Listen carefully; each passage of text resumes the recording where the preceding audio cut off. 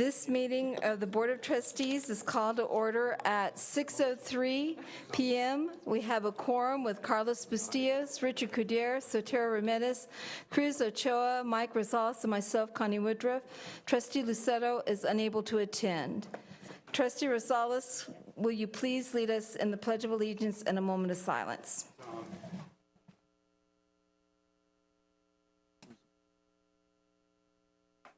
I pledge allegiance to the flag of the United States of America and to the republic for which it stands, one nation, under God, indivisible, with liberty and justice for all. Honoring the Texas flag, I pledge allegiance to thee, Texas, one state, under God, one and indivisible. Moment of silence, please.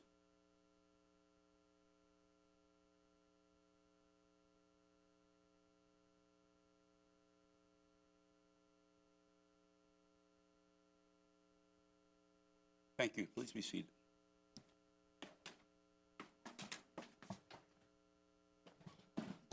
Dr. Delatorre, do you have any reports this evening? Madam President, members of the board, excuse me. Pleasure. At this time, we'd like to give the Board of Trustees an opportunity to ask our internal auditor any questions, express any concerns, or receive clarification relative to the recent report she disseminated to the board.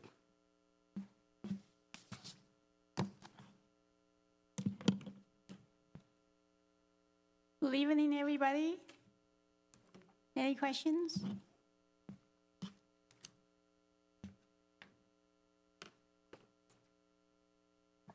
It appears there are none. Thank you. Thank you very much.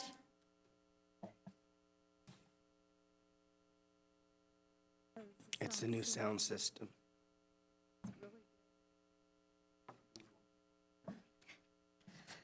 Thank you, Dr. Delatorre. We will now discuss agenda items as listed in the posted notice of regular meeting of Ysleta Independent Board of Trustees for April 18th, 2018, and related recommended motions with the superintendent and executive cabinet, and receive responses to questions and/or requests for additional information through the superintendent in preparation for deliberation and action on said items at the April 18th, 2018 regular Board of Trustees meetings.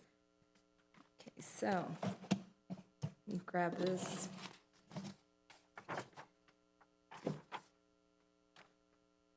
We'll go ahead and jump right to the consent items, and just stop me if you have a question on something, okay? Number 1, Board of Trustees, regular meeting, March 7th, 2018, 6 p.m. It's the minutes. Number 2, monthly financial update for February 2018. Number 3, approval of superintendent receiving compensation for personal services under the Education Code, Section 11.201. I hate to make you talk because I hear your throat, but could you That's okay. just tell us a little bit about it, because I'm kind of excited to hear what you're going to be doing. There is JG Consultants and James Guerra put on what they call a Superintendent's Academy for new and aspiring superintendents, and they meet 3 times a year for a 2-day session.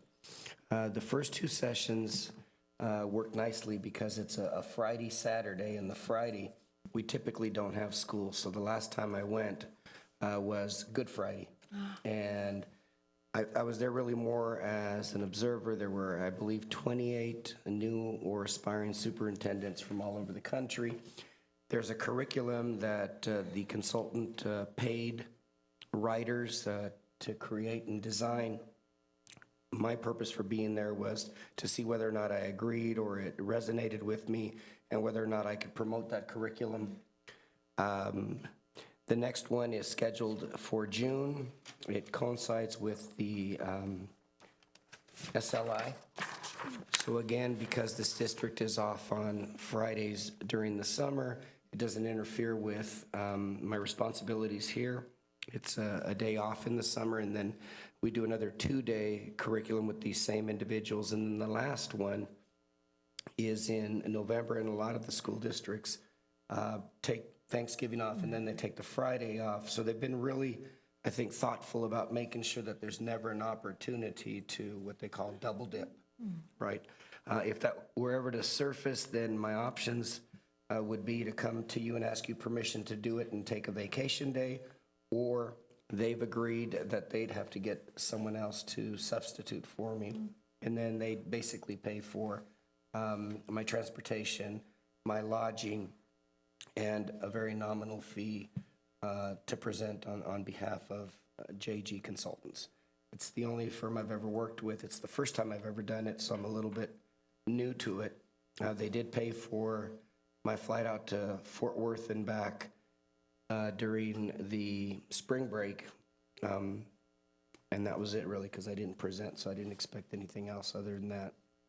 But it would always not, my priorities here, that would only be in the event that I get a chance to meet new and young and aspiring superintendents. And I did learn a lot about how education is approached on the East Coast in contrast to how it's done on the West Coast. What they'd like to do eventually is they'd like to have, because it was myself and two other superintendents, one from Washington, one from New York, where they would break the country up regionally, and I would assume responsibility for Texas. It just sounds like a really great opportunity, and I'm, for one, I'm happy that you're going to be able to do this. Thank you. So, It's new, but it's exciting. okay, we're going on to number 4, instructional materials allotment and TEAC certification form. Okay, number 5, 2018-2019 Texas 21st Century Community Learning Centers, Cycle 10. Okay, number 6, approval of award of YISD contract number 201-80117 with the University of Texas Health Science Center at San Antonio.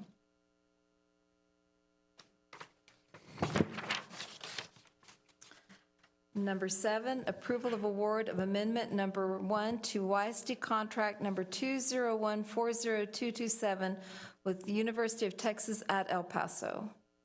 I just had a quick question. This is just pretty much a mentorship program, right, for upcoming teachers, from what I read? Okay, I just wanted that. Yes, sir. Okay. Okay, number 8, approval of award of YISD contract number 201-80138 with Communities and Schools, El Paso. Okay, moving on to the action items. Naming of Del Valle High School soccer field.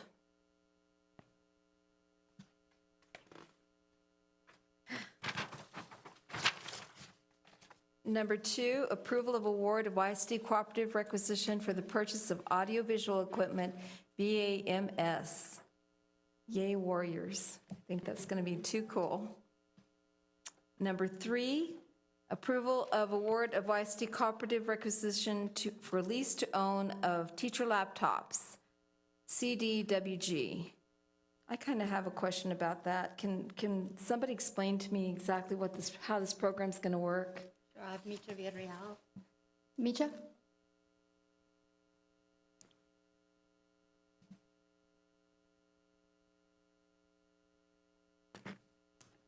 Ms. Woodruff, would you like to know the process of rolling out the devices to the teachers, or do you have a specific question?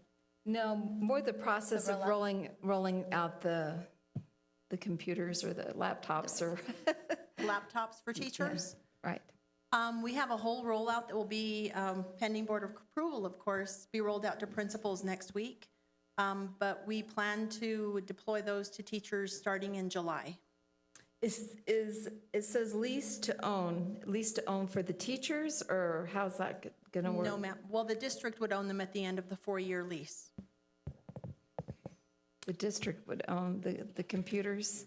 So it's the next cycle. I've been going out and meeting Right. with all the faculty and staff, and I think all of you have received the schedule. And what I do is I go out and I let them know that the laptops that they currently rely on, we have to collect those. And we're going to collect those in July and August, and then Meech and her team, I think, are required by law to wipe them clean of software and applications that the district has bought.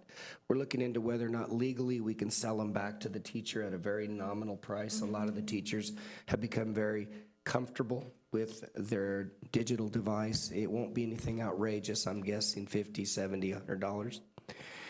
When they do that, then we turn right around, and at the elementary school level, they've all opted for MacBooks, and that includes pre-K 8 programs. At the secondary level, middle school and high school, they've all decided they'd like a PC platform, so we're going to provide them with the Microsoft 10. So at the beginning of the school year, 18-19, every teacher will have a brand-new device, including new teachers, and some of the faculty or the staff in specialty areas like speech therapists maybe, or occupational therapists, counselors, folks like that that really rely on it.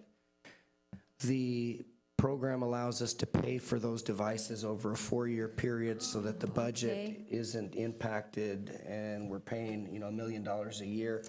We pay in increments over 4 years. At the end of the 4-year period, technically they belong to us. We could go back and start the cycle over again, but these units have demonstrated that sometimes they can go 5, 6 years. Point in case, I think some of the units out there may be as old as 8 years. Yes, sir. So we determine when it makes sense based on the number of units that are being returned or that they're asking us to repair or that are being lost, and then Meecha comes forward and says, it appears like it's time to introduce the third cycle. So this would be the second cycle.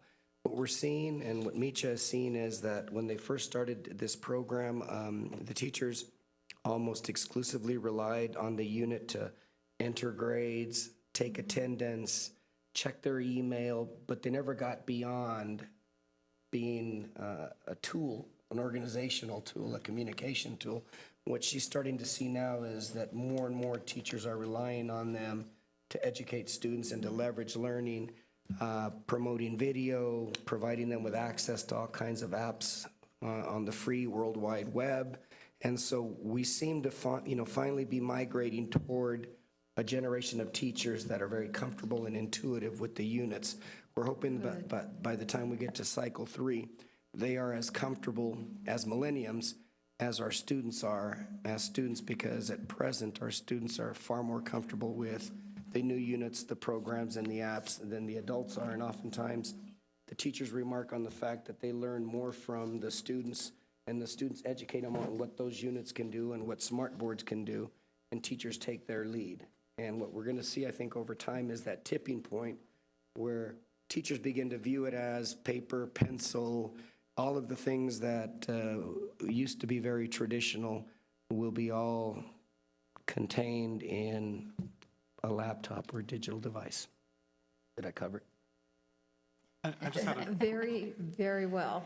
I just had a Anybody quick else? question. Yes, because looking at action item 3 and 4, or consent item, sorry, it said that elementary and middle schools are going to have the Apple, and then the high school is going to have the Windows. The Windows. Do you feel that there might be a disconnect when the students are used to working on Apple for elementary and middle school, and then they jump into high school, it's going to be Windows and something that's a completely different system? Or that they won't have the same apps or the same programs that they were using from elementary through middle school? Because that's my one concern, is that there's not continuity throughout elementary all the way to high school. So the devices are for teachers, and we did survey all of the campuses, and the feedback we got back is that almost exclusively the elementaries wanted MacBooks, and the middle schools, the overwhelming majority of those teachers felt like they wanted MacBooks as well. So that's where the decision came for. And similar to what Dr. De La Torre just said, what we're finding is that we're becoming platform agnostic, meaning that if you can get to the cloud, it's pretty much just a comfort of the user. So if you can get to the Chrome browser, you can get to Office 365 tools, the Google tools, it doesn't really matter. And some people use their mobile phone, some people use a Windows 10 laptop, Chromebook, a MacBook. So we're becoming more and more agnostic when it comes to platform. And students, for the most part, 3rd through 8th, and thank you, board, last month you approved for 9th grade, they'll be using Chromebooks for the most part. Thank you. I had a question. On this lease, does that also provide for support and repair of any of our laptops when they get, updates as well as repairs? Since, So these do have a 4-year warranty. We're paying for them for 4 years, and so they are covered for manufacturer things. So let's say that the battery starts to need replacement, that would be repaired under warranty. If it's damage to the device, that is not covered under warranty. And as far as support, we have, day-to-day, if they need something loaded on the computer, applications, et cetera, they can either call 41010, the help desk, or the ITS teacher at the campus. so this is just the laptops, none of the software or anything that goes on them? No, sir. Okay, so that comes from a different, Most of our software is in the cloud as well, but we do also have the Microsoft suite of tools that will be installed on the computers and available on the cloud. okay. Dr. La Torre, you mentioned something about $1 million. And on number 3, is that part of 3 and 4? Or, I'm looking at the dollars. You Yeah. got $117,396 for 4 years, is that correct? We have 117,000 for the secondary school and 518,000, so it's closer to about 800,000.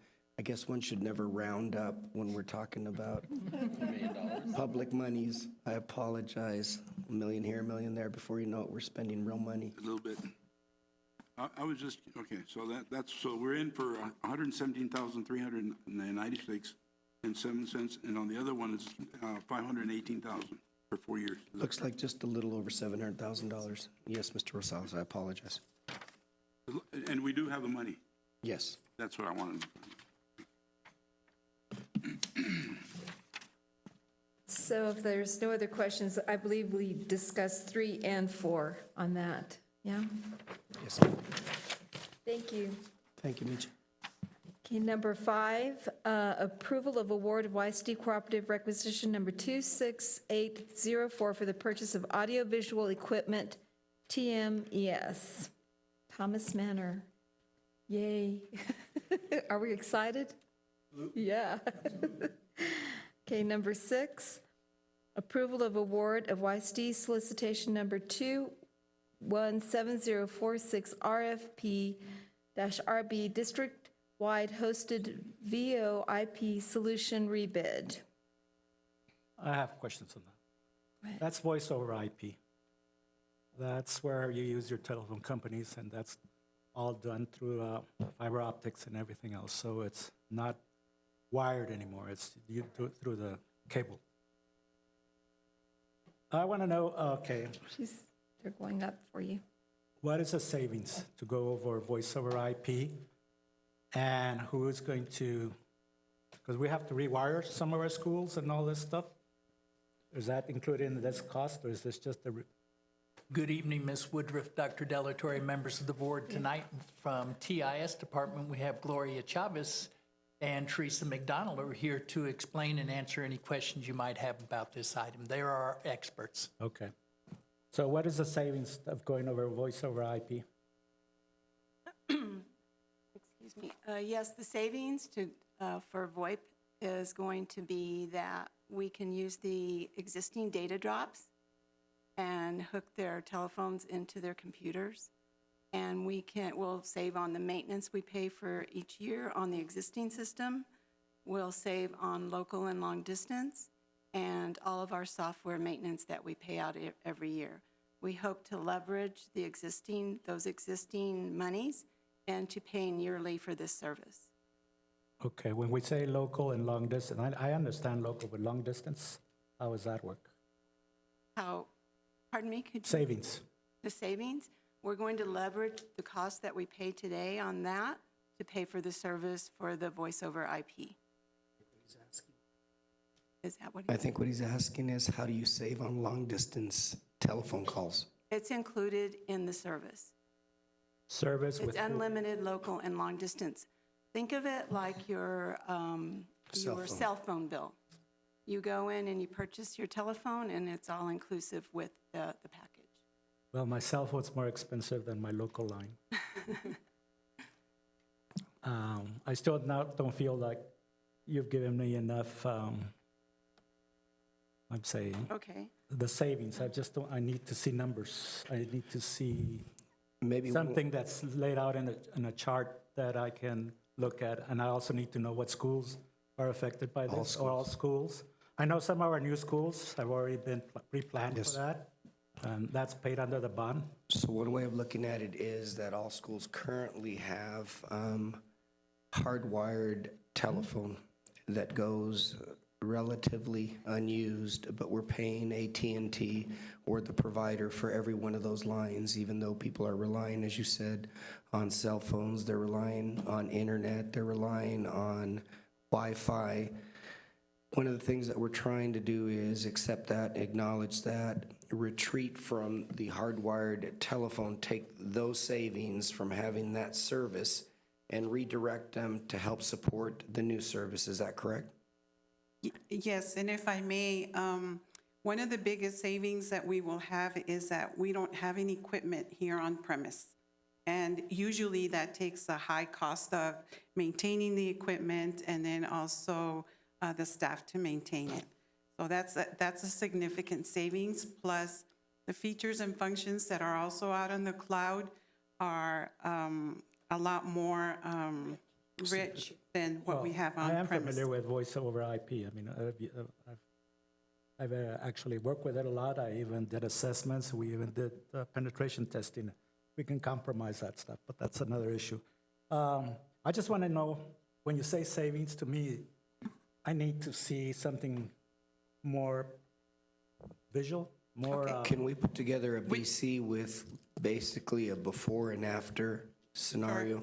Yes, in sort of a line item so that it's organized. We used to pay for this, it was in excess of this.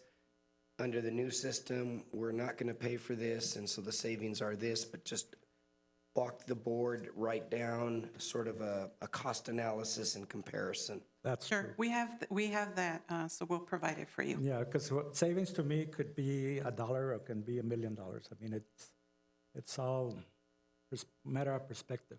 Okay, Can I we can get certainly that to the provide. board before Wednesday night, maybe Yes. by tomorrow afternoon? Tomorrow morning. I mean, we already have the, Okay, we just need to put it together for them.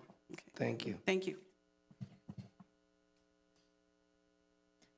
Okay, moving on to number 7, solicitation number 217032, RFQ, and number 217032, RFQ-RB, professional services for projects of limited scope. Okay, number 8, approval of award of YISD solicitation number bond-18 CSP BP16, Ysleta High School Fine Arts additions and renovations. Okay, number 9, approval of award of YISD solicitation number bond-20 CSP BP07A Desert Air Elementary School re-roofing and HVAC improvements. Number 10, approval of award of YISD solicitation number bond-21 CSP BP18 Parkland High School renovations. I just had a quick question. On the upgrades on the HVAC on that, what percentage of a school is going to be now have HVAC units after this is completed? We, just the 100 hall, Mr. Coutier, Just the that 100. is where the early college high school is. That'll be it. So that's the only one that's included in that? Yes, sir, that is it. Okay. Is there any future plans for upgrading more? We constantly talk about HVAC upgrades throughout the district, starting, of course, with our elementaries and then going on to the middle school and high school. We had some conversations today about, Dr. Delatorre shared his vision about how we can possibly do this, so those conversations are ongoing. Okay. Thank you. Yes, sir. Can you clarify, are these like for like, or are we convert? No, it's a conversion from swamp cooler to the refrigerated air in the 100 hallway. Go ahead, Mr. Rosales. To do a follow-up, excuse me, Richard, I believe the last time we talked, Parkland was at around 35% That's correct, yes. VNC. What would this bring bring it up to 1%, 2%, what would be the improvement? It would be very expensive, and for me just to shoot out a number, I'd prefer going ahead and doing a full assessment to what it would take, but it would be very costly. One way of looking at, My No, point he's is this, just Timmy. asking is, what percentage does it bring it up to? Oh, what The one that we're doing. percentage? I'm sorry. Yeah, we're not, What- I guess what I'm looking at is the fact that we have a school that has only 35% HVAC, and we're doing these improvements, so my question is, how much more are we adding to that 35%? So that 35% would go up to approximately 40%. So we're still behind quite a We're bit. still 30% behind the next highest, or next lowest, which would be Riverside. I think Riverside was at 70%, weren't they? 75, I'm sorry, 75. So we're still 35% more And I under than the think- next lowest high school. And Bel Air was lower than Parkland, too. Yeah, but- We were like 28%, so. Bel Air is I also know. getting a brand new school. My point here, and I think that we have been given this mountain, if you will, and I understand finances, and I understand the limitations that we have to live with, but I also understand that we have a school up in Northeast that is lacking, percentage-wise, quite a bit, and even though we're going to do a certain amount of improvement, it's still not anywhere near the rest of the schools. And I would want to be fair. I think during the 2.5 years that I've been, or close to 3 years now, if there's one thing that I care about this district is having parity. The children in anywhere south of the freeway or in Northeast deserve the same opportunities. And as we visit and as you people plan, I would hope that we can begin to kind of inch up on that particular problem up in Northeast. Thank you, Mr. Rosales. And the only other, I guess, issue me personally, and once again, this is a district decision, is why we value elementary schools over high schools when we're deciding who we're going to do HVAC units for. Let's be completely honest. High schools are far more utilized than an elementary school. They serve more students. They serve students at an earlier time and a later period than any elementary. Your elementary school kids are all going to feed into that high school at some point. If you take care of one elementary school, that's only taking care of one elementary school. Where if you take care of a high school, all those kids are feeding into that high school, no matter what elementary they're from, if they're in the same feeder pattern. So to me, it's never made sense why we prioritize as a district elementary and then middle and leave our high schools, which are far more utilized and service far more students and teachers, as our last priority. That doesn't make sense to me. It never has. and maybe I can help. You're not responding to an administrative decision. What you're responding to is the Facilities Advisory Committee, who had an opportunity to make that decision. So to have refrigerated air and HVAC district-wide, including high schools, would cost approximately $40 million more. Each of the 7 separate and distinct feeder patterns, learning communities, had anywhere from 10 to 12 people from that neighborhood sit in here, and they decided that it would be, in their opinion, that it would be more important to get refrigerated air to the elementary schools if we had the resources. But in general, what that Facility Advisory Committee did was carve out refrigerated air, and what they gave us money for, about $35 million, was to go ahead and do a like-for-like swap. In other words, go in and take evaporative cooling and replace it with new evaporative cooling. So all the progress that we've made as an administrative team has really been on the back of hail damage insurance money. It's been on the back of fund balance to the extent that we can do that. Most of these refrigerated air projects don't have anything to do with the bond because the bond doesn't call for refrigerated air.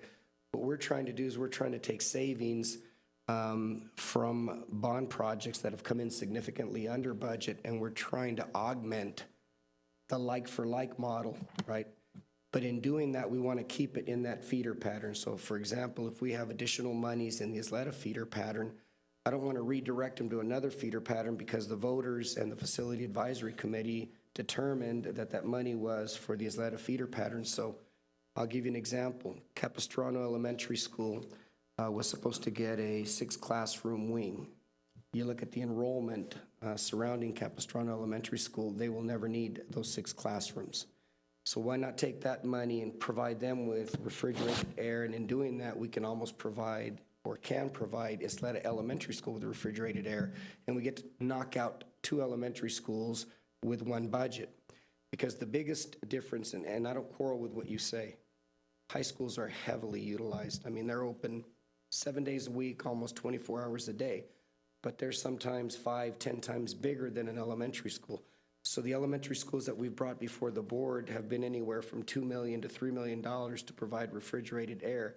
$2-3 million won't touch a high school. You're going to need closer to $8 million to do a high school. So I know that it doesn't make sense. It's not based on any scientific rationale. It's really based on how much money are we recapturing from that professional learning community that may have been intended to be spent on something else, but it kind of drops to the bottom. So why don't we do something exciting with it, whether it's East Point or whether it's Scottsdale or something, to try and improve those schools. So if you find at the end of our Parkland Learning Community project list that there's monies there, we're going to come to you and say, where would you like to invest them? And if we have $6 and $8 million, you may very well say, as the trustee, I'd like to see it invested at Parkland High School because we've taken care of 35% of their heating, ventilation, and cooling needs, but they're still far below Riverside, Bel Air, or any other school, and we want that great environment for all kids. So a lot of times I'm sitting back waiting to see that money becomes available and present, as it is the case with Ysleta, but as soon as it becomes available, we bring it to you, and we ask you, where would you like to go with it? Because it deviates from what the Facility Advisory Committee and the Bond Oversight Committee believe is going to be, that money's going to be used for. So it's not that we can't do Parkland. We may still be able to do Parkland. We just have to wait and see whether or not we can recover enough monies from the Parkland projects to give you the opportunity to say, we got $10 million out in Parkland. Where do you want to direct them? Thank you. You're welcome. I just want to reiterate something again. I think we need to prioritize where we want to spend our money. Like I heard, Parkland is only going to be up to 40%. I hate to go back to this, but voice over IP is $3 million. We can do a lot of HVAC at Parkland. Maybe not, like you said, 8 million, but Right. can still be utilized there. If I was in my house and I was suffering, and my kids were suffering, I don't think I'd go get a new telephone system.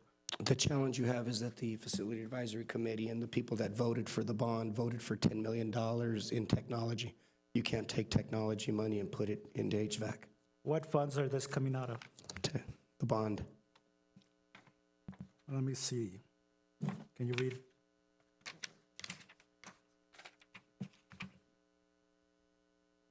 Various district funds. The majority is the bond. Well, if that's supposed to say bond, We'll change the language for you. I mean, if we can't redirect that money, then Yeah, it can't be redirected. You have about $10 million that are dedicated to technology. okay. Well, I just think we need to rethink and reprioritize.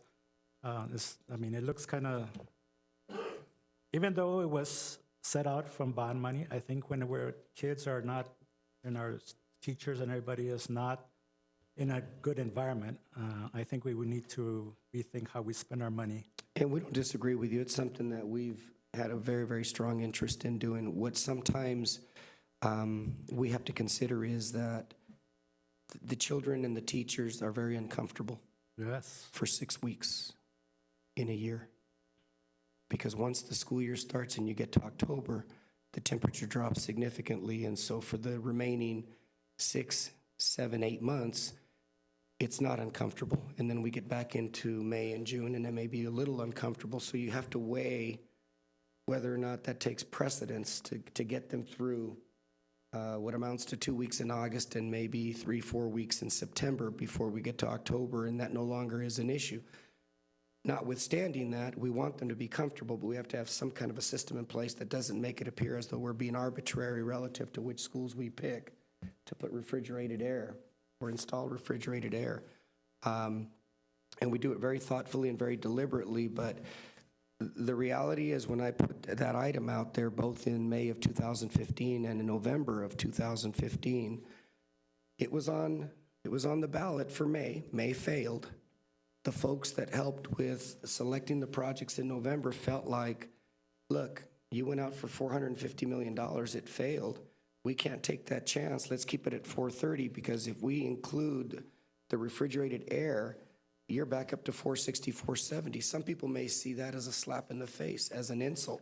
Your bond failed at 450 and you have the audacity to come back 4 months later and hit us with 470.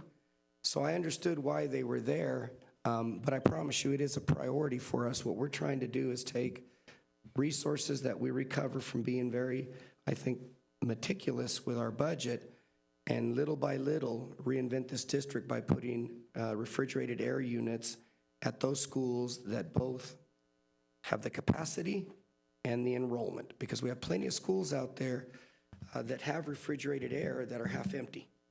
So if we're going to put refrigerated air units on schools, let's make sure that we maximize that by prioritizing those schools that have the largest number of students.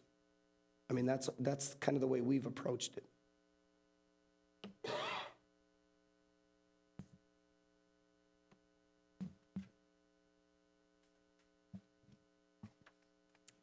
Any more discussion? No. Okay. We'll move on to number 11, approval of award of phase number 1 solicitation number bond -22 RFQ BP17 Bel Air High School Gymnasium addition and renovations.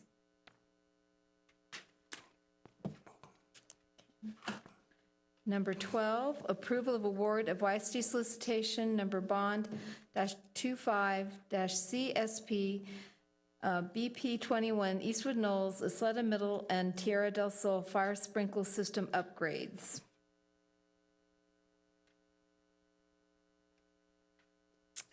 Okay, we have no more questions.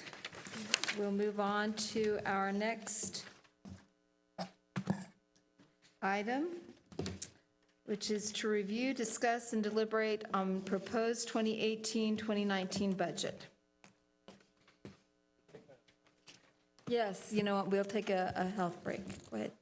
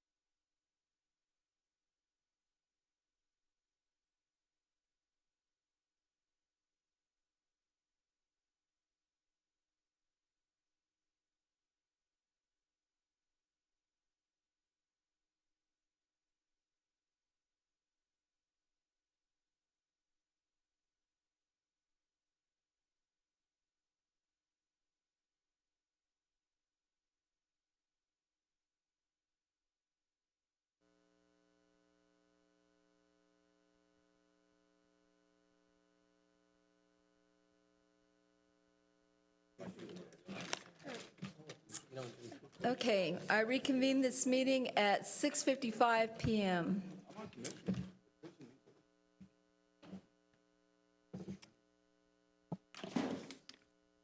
And we will start our budget development process.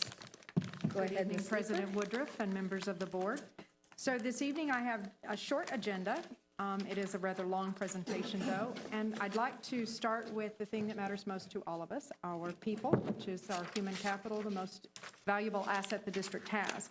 So I'd like to look at the compensation plan and then move to a discussion of fund balance, from there to capital request, and then finally the operating budget.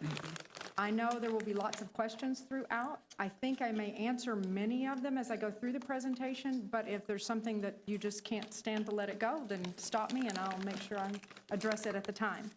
So as you know, and let me see if my clicker works. Yes, it does. Well, it does up on the monitors. Hector, you may have to help me. He said he could do it. Thank you. So I skipped the first slide. There we go. So as you well know, policy and the Vision 2020 set out the framework and why we do the work we do. And of course, most of our goal is to provide and meet the needs of our 21st century learners, but we also want to operate efficiently and effectively and use the district's resources wisely. Policy CE Legal actually requires that the superintendent or his designee prepare a proposed budget covering all revenue and expenditures for the following fiscal year. So this is a mandated requirement. And now we'll move into the compensation plan. What we wanted to do this year, in light of the discussions that we had last year about the maximum step on the schedule and the teachers, nurses, and librarians, and just for brevity, I'm going to call them TNLs for tonight. So the TNLs at step 30, once they reach step 30, they no longer get a step increase as they move up, because that's where we capped the schedule, but we had several discussions about it last year. And so as we looked at our objectives for developing a compensation plan this year, we wanted to take that into consideration. We also, of course, wanted to build in an affordable pay increase. And then we wanted to look at obstacles, because we've talked to TNLs who have told us, yes, they want to retire, but there are obstacles that prevent them from doing so. And so we wanted to investigate what those might be. And then we recommended for ourselves that we need further research into the best practices for TNL compensation. And so with those objectives in mind, we did identify, or we determined that we believe the best course of action is to stay with the 30-step plan that we have. The way that we went about conducting our research was to look at all of the Texas Urban Council school districts. We pulled down all of their compensation plans. We compared them side by side. And I can tell you that 30 steps is the high end. There are some that don't have steps at all anymore. They simply use a pay range. There are others that are down to, or up to 35 steps. And so there's no consistency between the Texas Urban Council district or school districts. And so what we think is, as we move forward, we'll continue to investigate and research what are best practices throughout the nation. Yes, sir. Question. Since I'm new to this kind of compensation, where can I find an explanation of what this 30 steps mean? So the compensation plan is posted online. It is with the budget book that's online every year, and then I can get you a copy of it. But basically, it says if you come in at step 1, you're a baby teacher. So your first year in service is year 1 on the schedule. And so 30 steps, how long does it take you to get 30 steps? It's a year. You move up so by 30 step years? per year. Yes, sir. Okay. So after that, their salary is capped? Their salary is capped. So no more pay They get the increases? $450 one-time lump sum payment that we have provided over the last 2 years, but they do not receive an automatic $500 step increase. Oh, but when we, like, When pay we increases, 1%, yes. 2%, So the will they whole- get those? Yes, the whole pay scale Those are- shifts oh, up. Okay, oh, okay. Okay? Yeah. So for this year, what we have developed for the teacher, nurse, librarian salary schedule, as well as every other full-time district employee, is a 1.5% across the board, developed at the midpoint, the $450 one-time lump sum payment just before Christmas, and the total cost to the district for this compensation plan is $6.9 million. We Ms. have Lieber? not built in, yes, ma'am? Would you explain for the new trustees what the midpoint means? Yes. So I did not bring that slide, but essentially what we do, if you, we don't give a flat 2% at step 1, 2% at step 2, 2% at step 3, because it expands your salary schedule till it's unmanageable. It becomes broader than that, and that's not a best practice. So what we do is take the average, what is the exact midpoint, we apply that percentage to the midpoint. So if it's 50,000, it's 1.5% of 50,000. That sets a fixed dollar amount, and we take that fixed dollar amount, and everyone on the salary schedule gets it. So if you are in year 1, that dollar amount is more to you than a 1.5%, right? At the midpoint, it's exactly 1.5%, but at the high end of the salary schedule, it's not quite a 1.5%. It's very close, but not quite at 1.5. That is, I will show you a diagram of it at another time. If you'd like to come by, we'll sit down and go through it in detail, because it's confusing, but that is the practice across the nation For who? for all school districts and School salary districts, schedules. yeah. That's where I worked, it didn't work like that. Where you worked at EPISD? No, White Oh. Sands. Oh, okay. No, not, obviously not. I mean, it was straight, if they gave it 2%, everybody got 2%. There was Okay. no, well, you only get 1.5% or anything like that. Okay. So Well, As I you- need to understand that. I will be happy to, but I think it's going to take a longer discussion. So if No, we want no. to sit down and go through it individually, I think that will help. Anyone else? Is that adequate, Ms. Woodruff? How about the other trustees? You're comfortable? Okay.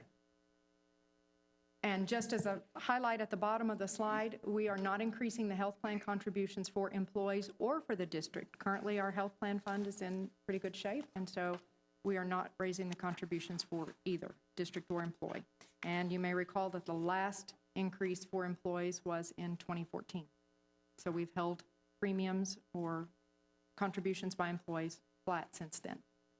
Just a quick question on the slide, just to make sure I'm understanding it correctly. The 450 holiday bonus that we give, that first number is your total of all your teachers, nurses, and librarians, giving them the 450, right? And then the Yes. same for everyone? Yes. Just want to make sure I understood it correctly. Yes, Okay. I'm sorry, I didn't go through the line items. No, it's okay. I just want to make sure I got it correctly. Yes, you did.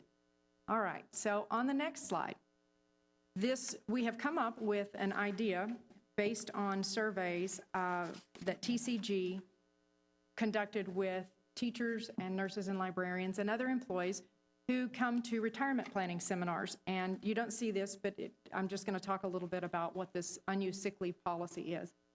In the course of the year, TCG, one of our financial consultants with benefits, comes in and does a seminar to help retirees or people who are looking at retirement get ready.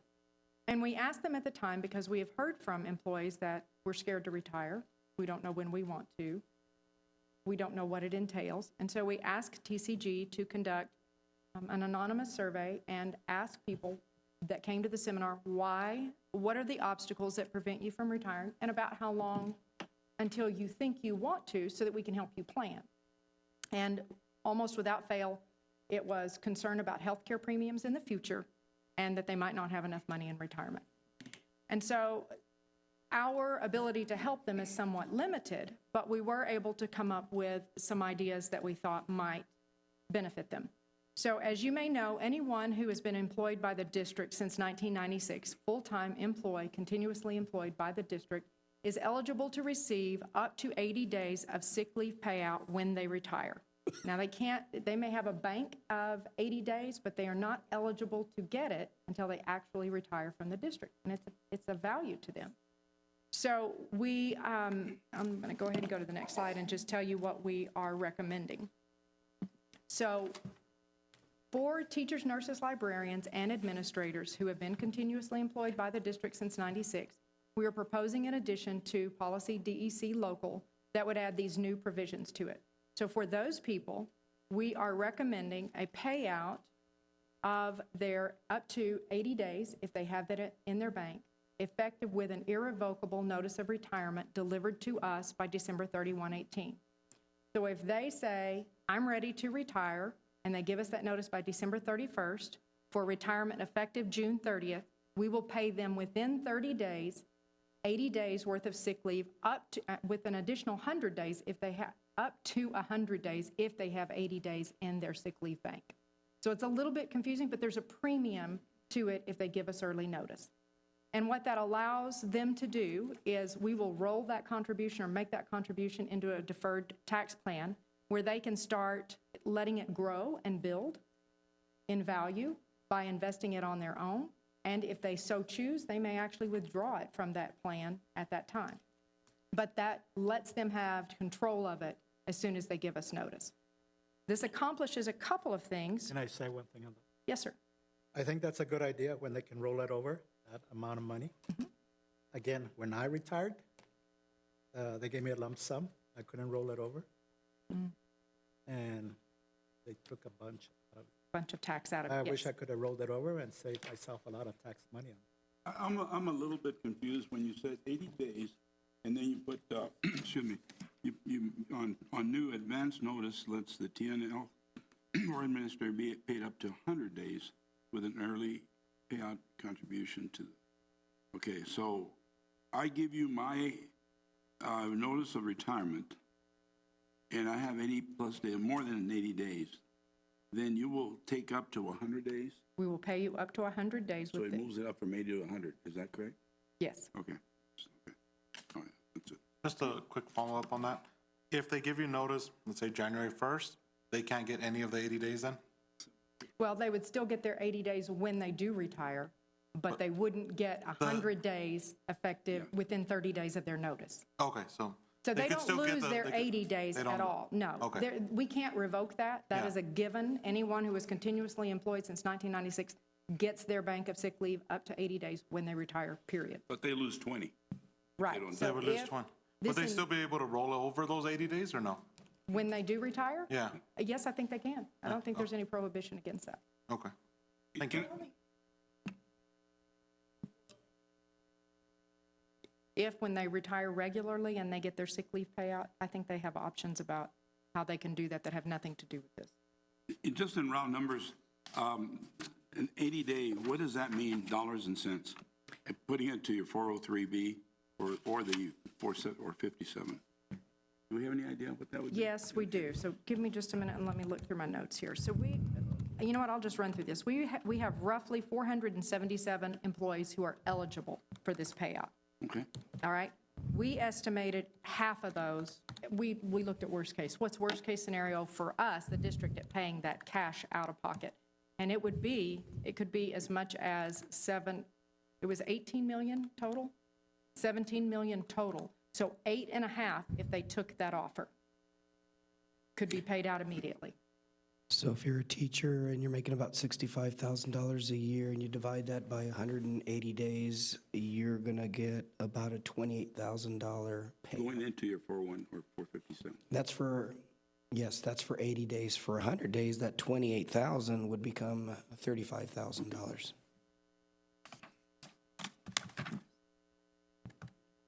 I think. Thank you. Yeah, $30,000. no, those are good numbers. And as Mary is qualifying, it's subject to IRS limits, which is why we put in here that it would be a 403 and/or a 457, because if you're already contributing, you may be over the threshold. So we would have to split the contributions and put them into two different plans.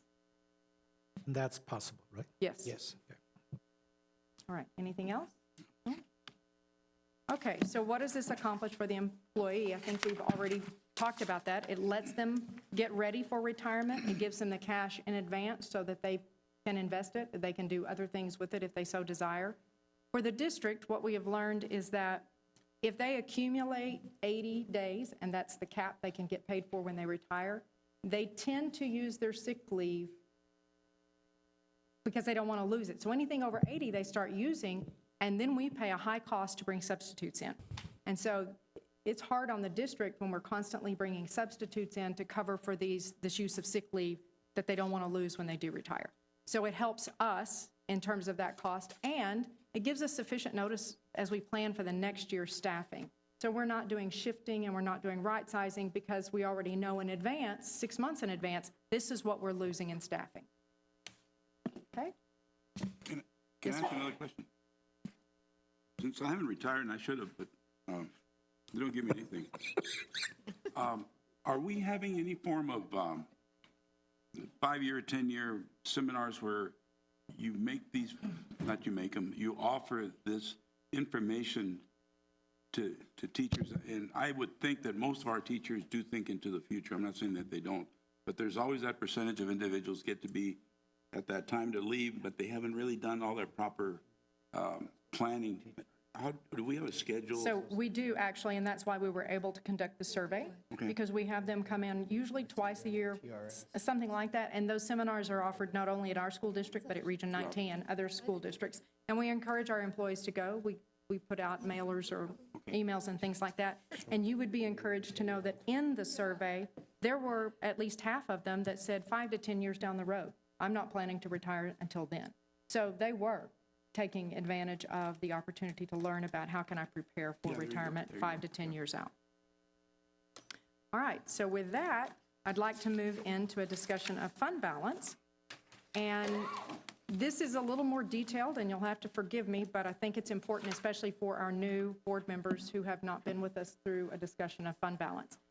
So as of 2017-18, we have the following approved items that the board has awarded through contract or some other authorization to use fund balance for.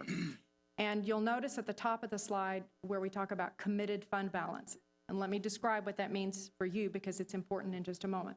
Committed means the board has approved by resolution the use of fund balance for specific purpose. And that means I can't override it through operations or anything else. You must approve, and you document it each year in a resolution. Currently, the resolution states that it can only be used for HVAC conversion and roof replacement. We've carried about $17 million in committed fund balance for a while, and then this year, or actually in 2016, we awarded design for Desert Air, Eastwood Knolls, Tierra del Sol, and LeBaron for the HVAC conversion. And you see a carryover from 16 into 17 for the $1.9 million for conversion. And then we had some very minor roof repairs at Eastwood High School and at the Leslie Gym that also carried over for a $2 million use of the committed fund balance. Unassigned is what our underwriters, financial advisors, and lenders look at, and unassigned fund balance can be used for any purpose.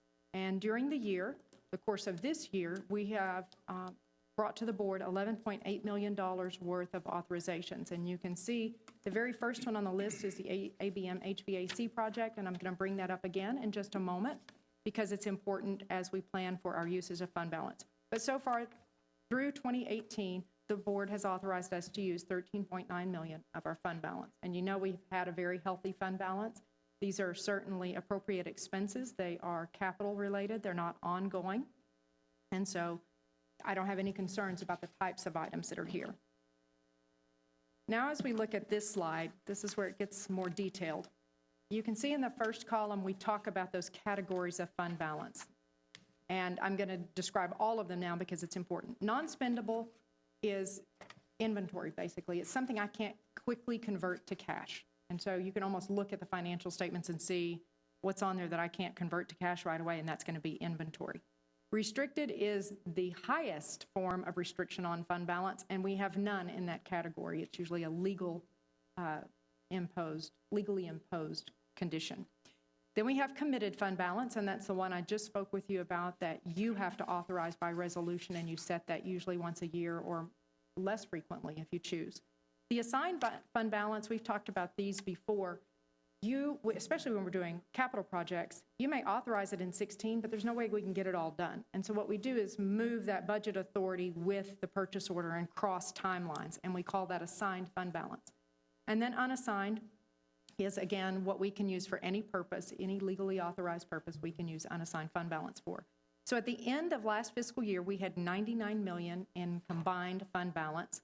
That gives us the equivalent of 70 days of operations at $996,000 a day to operate. All right, so if we move to the second column, this is my projection for where fund balance will end this fiscal year. And so you can see non-spendable, still roughly the same. It's the inventory. Committed has moved down some based on the $1.9 million that I showed you on the other slide. The assigned will probably be roughly the same in terms of, because of the capital projects that we're doing and that just come forward. Unassigned, however, may move down to 66, roughly $4.5 million fund balance will actually be used by the end of this fiscal year. That puts us at 65 days of coverage. Yes, sir. One quick question. You would say fiscal year, what's the time? Our fiscal year runs from July 1 to June 30. Okay. Okay, so I'm projecting for June 30th, 18, that's where we'll be. All right, in the third column is the anticipated fund balance based on next fiscal year's end of the year. And if all of those projects are completed and I can't make any of it up out of the operating budget, we could reduce our fund balance to $84.8 million, which would give us 55 days of unassigned fund balance coverage. That's below the 60-day threshold, and we don't want to be there. However, for the time being, this is an easy fix. If you'll notice, I talked with you about committed. I would like to move the ABM transaction and pay for it out of committed fund balance. And to do that, I need to bring you a resolution when we adopt the budget that says we can use it, committed fund balance, not only for conversion, but for this major replacement project of air conditioners, and then roof replacement as well. So if we shift that to committed fund balance, we're back at 63 days of coverage per year. And again, this is worst case scenario, presuming we make none of it up through our operations throughout the year. And quite frankly, we've been very diligent. We've done a great job of managing when we fill positions, when we time our projects and things like that. So I like to be conservative for the estimate. That's the most conservative estimate. I don't think we'll get there. So we go from the unassigned to the committed. Yes, sir. So I don't have a pointer, or I would show you, but on the bottom line, Right. the third column says 57 million. So if I didn't move it to committed, Once you move up to 7.7, it goes back up to the 64. 63 days. Yes, sir. That's right. Everybody got that? Okay. All right. So this is just a graphical representation of where fund balance has been. I can tell you that it was much, much lower before 2014. It has gradually climbed. I talked with you when we adopted this year's budget about the fact that you do have monies there that could be used for capital, and it's appropriate to do so. And you have made the decision to allocate some of those funds for that purpose. So let's talk about capital request for this coming fiscal year budget. So part of the reason I have Desert Air on there is because we decided to go ahead and bring it forward for award on Wednesday. But very likely, even though it will be awarded, it won't be spent until next year. It's going to take them time to ramp up and get it actually done. So it may cross the fiscal year, so I estimated it being part of the 2018-19 budget. You may or may not know about a furniture plan that the associate superintendents, principals, and a committee have put together, and Dr. De La Torre may want to brief you on this, but this is the first year, maybe second year coverage of the classroom furniture plan. Do you want to intervene? And what that is there have been, any number of schools that don't get the benefit of bond resources to address their furniture, student desks, carpets, bookshelves, teacher desks, podiums, all of those things. We're not part of the bond, but we want to try and provide every child in the district with the same classroom environment. So the ladies working with Mr. Basurto and Mr. O'Neill have come up with a 5-6 year plan where we would identify and prioritize those schools whose furniture is falling apart and who are in need of new furniture. And we estimate we can address anywhere from 4 to 5 schools every year with brand new furniture. So when they come back in August, 4 or 5 new schools will have new furniture. The following year, an additional 4 or 5 schools. Because one of the hardest things to accept for students and parents is knowing that the kids showing up at Thomas Manor, for example, in the Riverside area next year are going to walk into a beautiful brand new facility with new desks and new paint and all of that. Well, the students at, Ysleta Elementary School, Paso Dale, Ascarate, they deserve that same furniture. So we'll start taking care of the furniture needs until we start making decisions relative to any future investment in our schools. We estimate it will take anywhere from 5 to 6 years before we touch every one of those schools, and every one of those schools have new furniture, but it will come at a cost of anywhere from $2 million to $2.5 million a year that will pull off of fund balance to do that. As Ms. Leeper said, one of the things that we're very good at is building up the fund balance. So there are ways to do that, and the most effective way to do it is to understand and appreciate that in our business, it's about projecting enrollment and then being very, very mindful of daily attendance rates. That's what drives revenue. So we're very conservative. I don't know whether you built this budget on losing 500 students, but we start with that. If we don't lose 500 students, then we're able to introduce new teachers and new staff into our schools. But the one thing we never want to do is budget for 500 more students than we get, because once you hire them, they're yours. And about every 22 teachers is about $1 million. And it doesn't take a lot to overstaff by 22 teachers in a district this large. So what we'd rather do is be very conservative, and then as the school starts, all of the associates are very good at working directly with principals to determine whether or not the students arrived, and we can see the white of their eyes. And then we've got teachers ready to go in, and we enter into a contract with them, whereas the other way of doing it would be to be aggressive and hire teachers only to find out that the students never arrived, and we've got a bill we have to pay for whether we like it or not.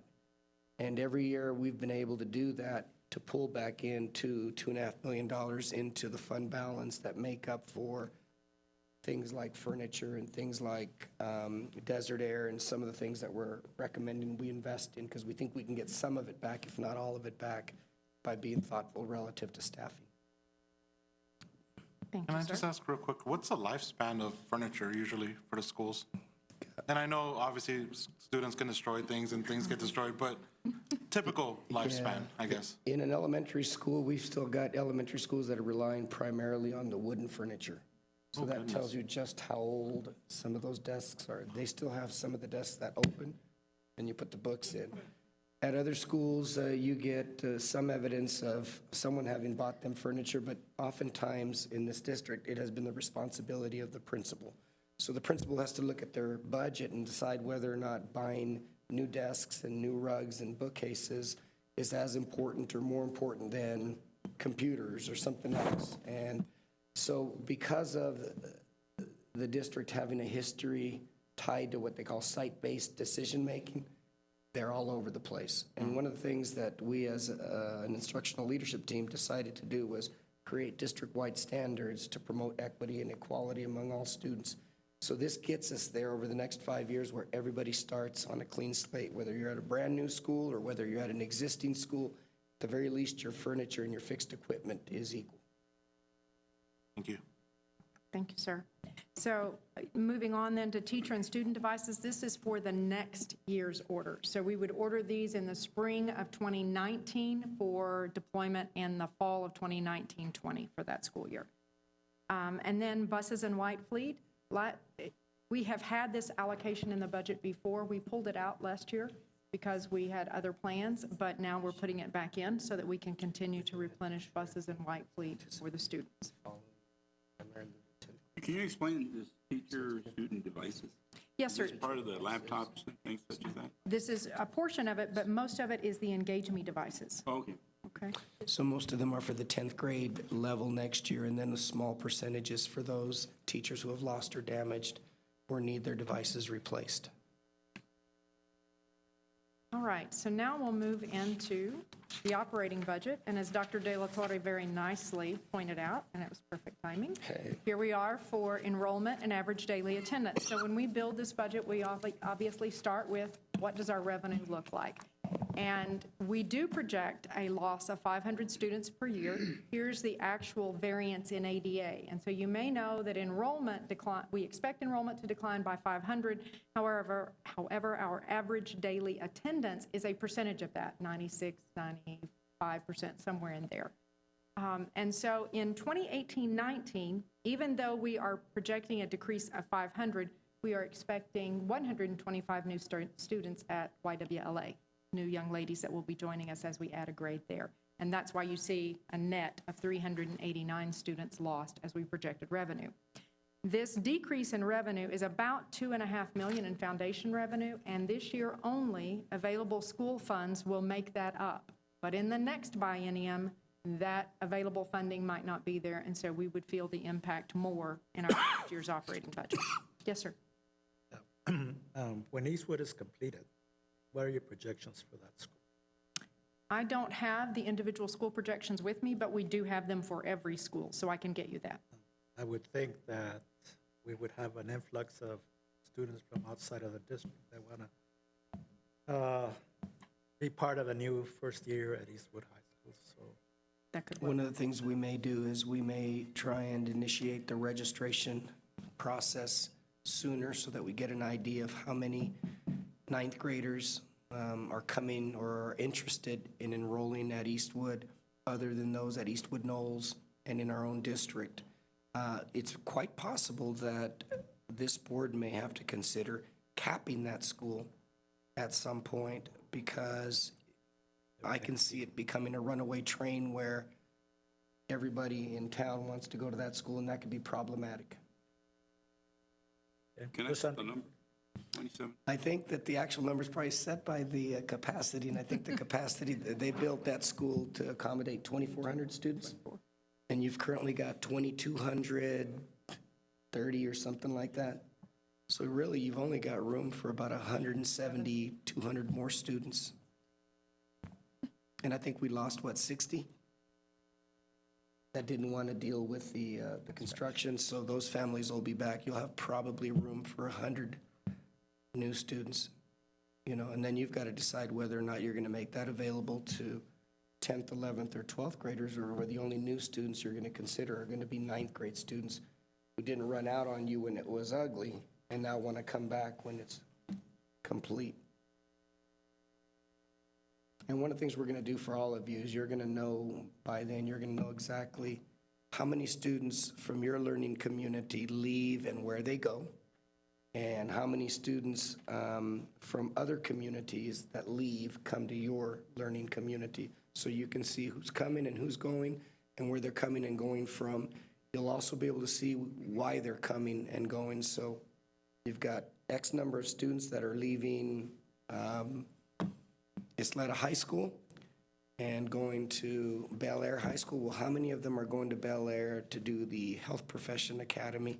Or how many of them are just going there to go to school because they've got a relative or a grandparent or someone there that's going to provide some form of daycare at the high school level, which is when they need more daycare than ever. Okay. So another graphical representation, you can see that 83.4% of our total annual appropriation is for people, for payroll and benefits. Contracted services and general supplies is almost 12%, and the rest less than 5% in miscellaneous capital outlay, debt service, and operating transfers out of the general fund. And this is, if you'll go back just real quickly, and this is a very important illustration to digest. You typically want to be around 80%. Because the investment, we're a people business, and 80 cents out of every 100 cents go to people, and we understand and appreciate that, and we honor that. But the higher it gets, when you start getting to 85 and 87, it really has an impact on all of the other things that we have to provide students. So when we're thinking about what we can afford in the way of a compensation plan, there are really two things we look at. One is comparability or competition. Are we still putting forth a very competitive package? And two, if we get too high, what can we no longer do that we rely on in this district to get the outcomes, the student outcomes that we've been getting for a number of years now? And there's got to be a real fine balance there. Question, just for my, can you explain debt service? Debt service? Yes, sir. So I don't know if you were here when we awarded the first phase of ABM, but we financed that, and this pays for part of that. So we have some debt service in our operating fund. We also have some tax maintenance notes from, I think, 2000 or 2004 from another project that the district completed. Generally, our capital projects and the debt service for that bond are in another fund entirely, but there are some debt obligations that are paid from the general fund, and their tax maintenance notes related to old capital projects that were funded through through those notes. All right. So with regard to the staffing ratios for students and teachers, this year for high schools and middle schools only, we're moving from 23.25 to 23.5 per student. And at the elementary level, it's staying the same at 20.5 to 1. What percentage of our schools are above those numbers?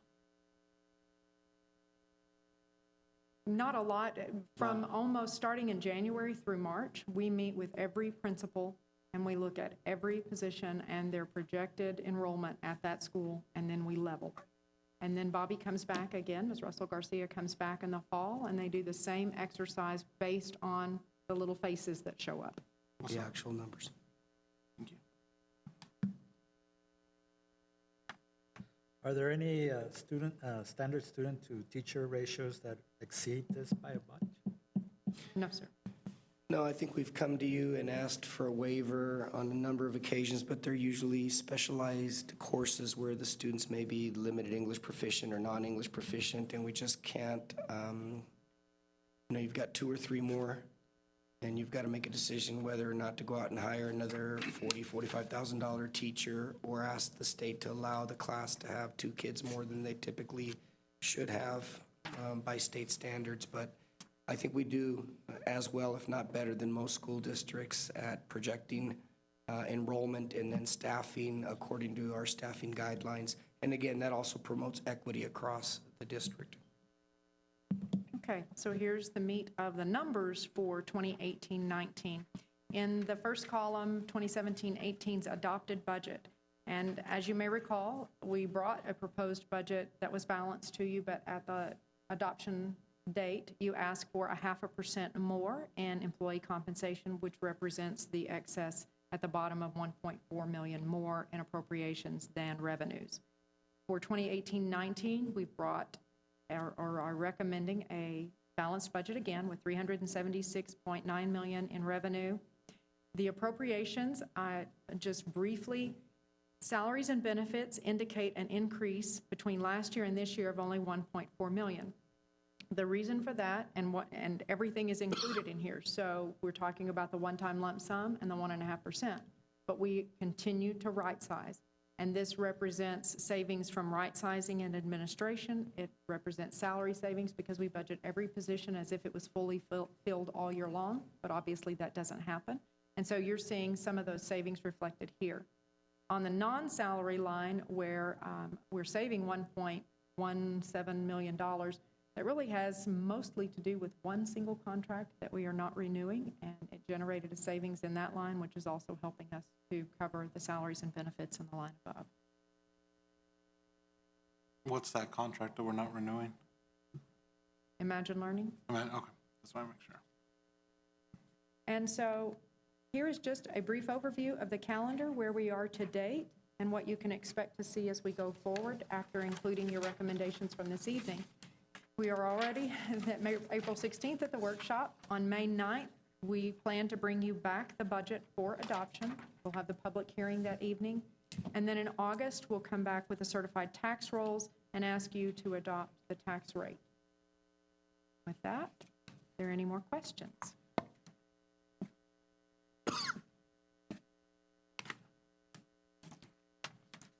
I don't have a question. I just want to thank you for a very well presented program. It made a lot of sense. You've answered a lot of questions. Thank you. We wish we had more money, but We're going to do our best to manage it well so that you can make big decisions like you have on your plate already. We're doing very well, but as you all know, and I know Mike and Sotero have been exposed to it, Connie, not everybody's happy with the current funding formula in Texas because we're considered a property poor state. So 70% of our revenue comes to us from wealthy cities like Austin and Houston and Fort Worth, and they're getting more and more upset about that, and I understand that because many of them are upside down this year and feel like the pendulum has swung way too far to the right. On the other hand, you can't possibly ever cut an organization with a $377 million operating budget by 70% and expect us to serve 41,000 students. We'd go bankrupt overnight like that.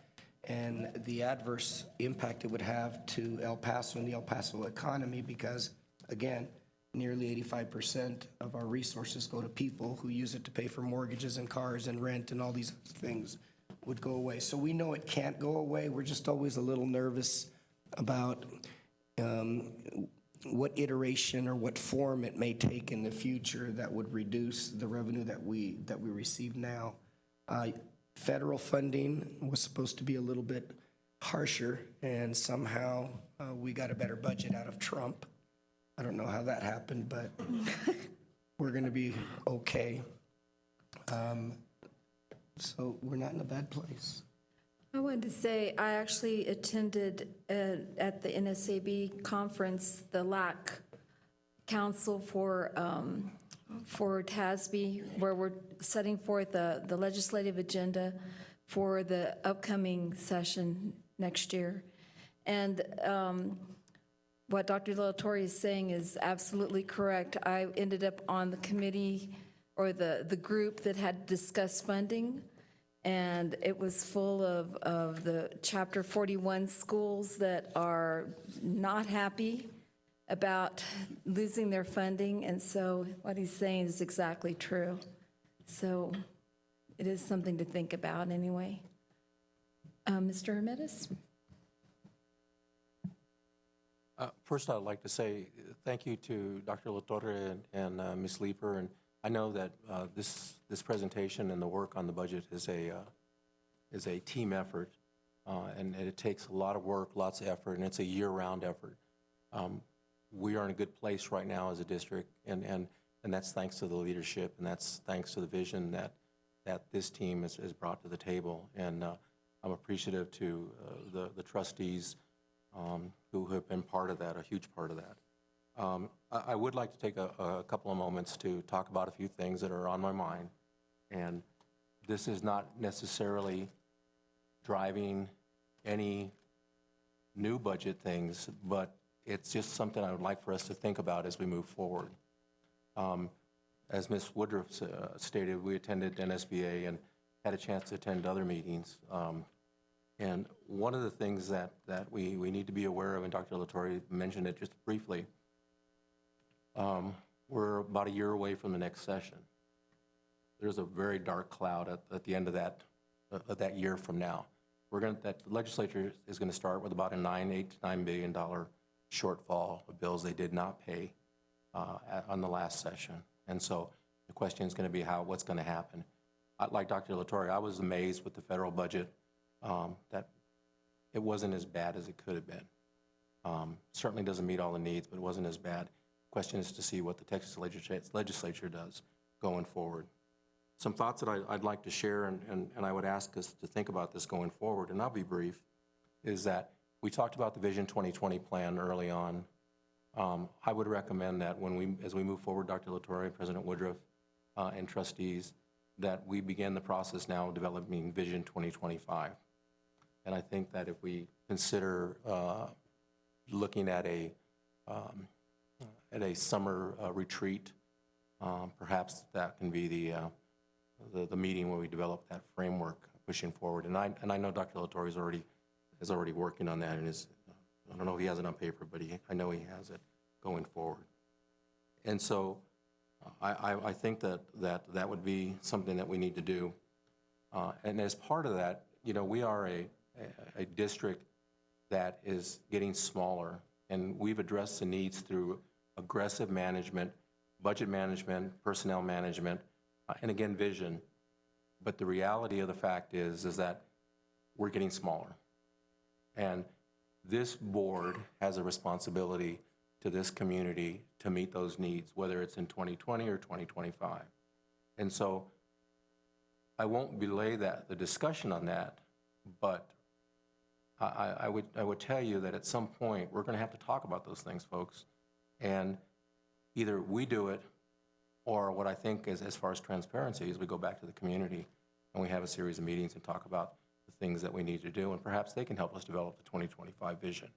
We did that in developing the bond projects, and I think that was incredibly successful, and I think that the community being part of 2025 would be an enormous thing.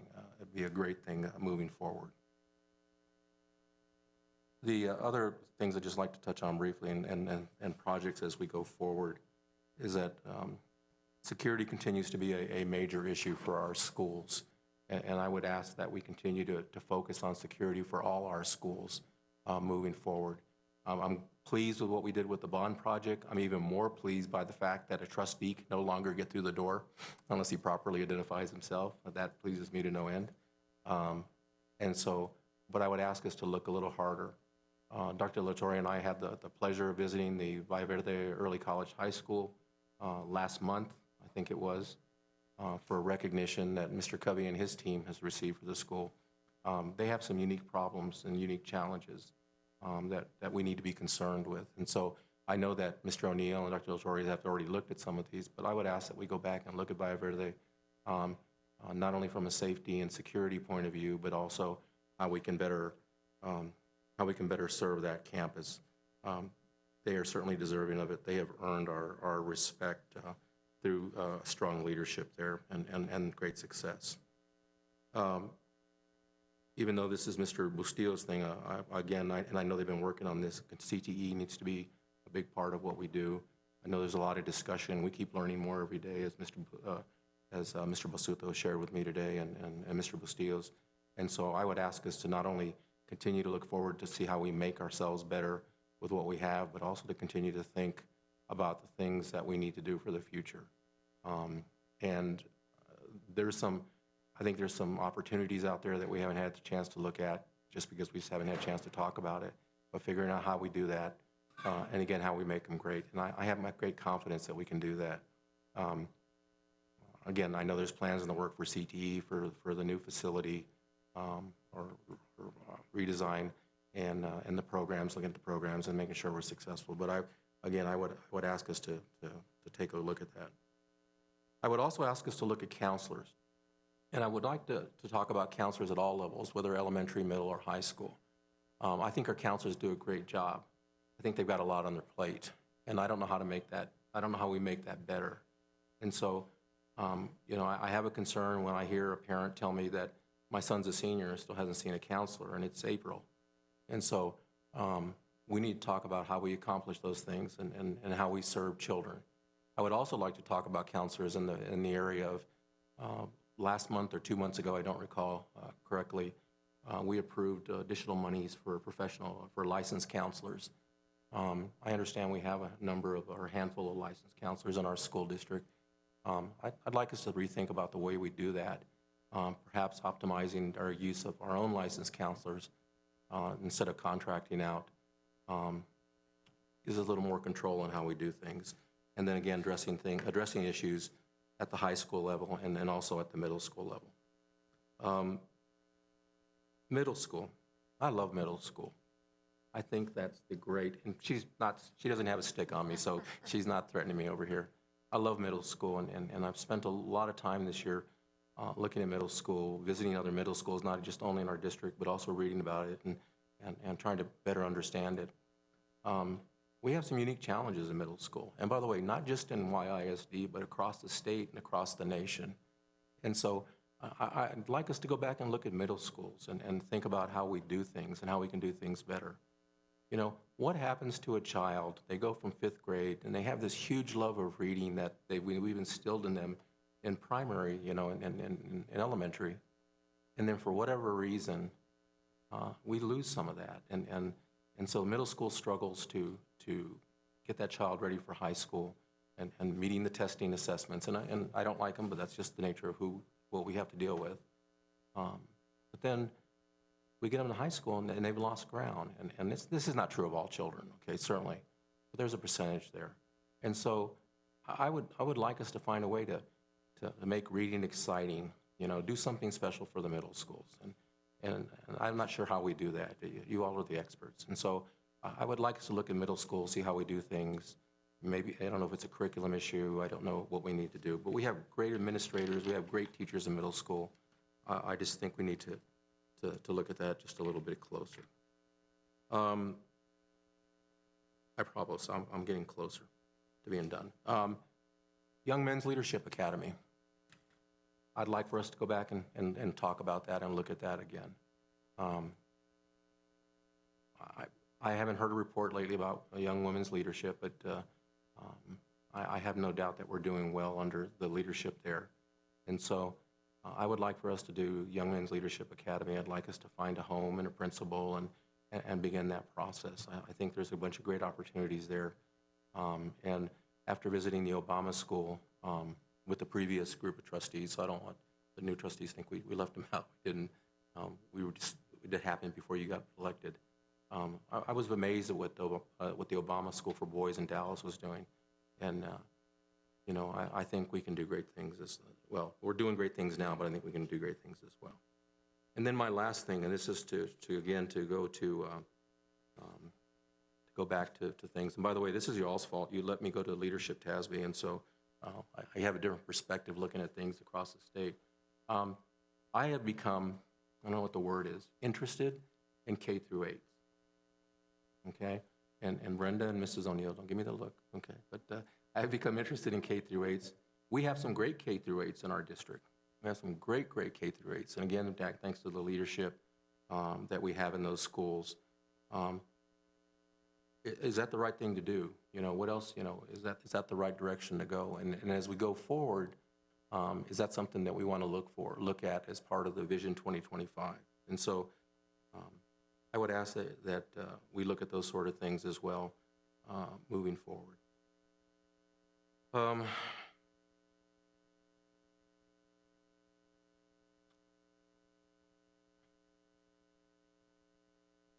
One of the hardest things, and this is my last comment, one of the hardest things is that we don't learn until we take responsibility for learning.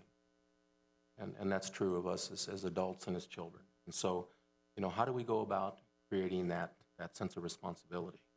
And I say this humbly because I was not the greatest student. I had to work very hard at it. Lots of things I didn't learn until I had to teach it. And learning to love reading until you have to learn how to teach it. Explaining how to solve a math problem until you have to teach it. Explaining a concept until you have to teach it. And so I would, maybe as part of our social emotional learning initiatives or efforts, maybe as our random acts of kindness initiatives, I'm not sure where we would accommodate that at. But I think what we need to do, or I would ask, is that we try to find some way of incorporating more mentoring where the students are mentoring each other. And I know that a lot of that already occurs in our schools, but I think there's some possibilities there.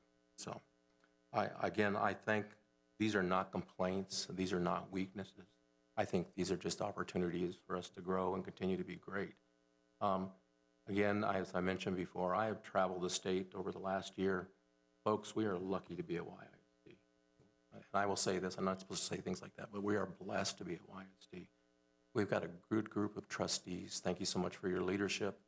We have an excellent superintendent, and I'm so pleased he's going to go out and spread the word about the success of what happens. We have a great cabinet, and then we have a great team that supports the superintendent and the cabinet. And so we're very, very blessed to have those sort of things occur in our community and our district. And so I thank everyone for their hard work. I thank everyone for the success that we are having and that we will continue to have in the future.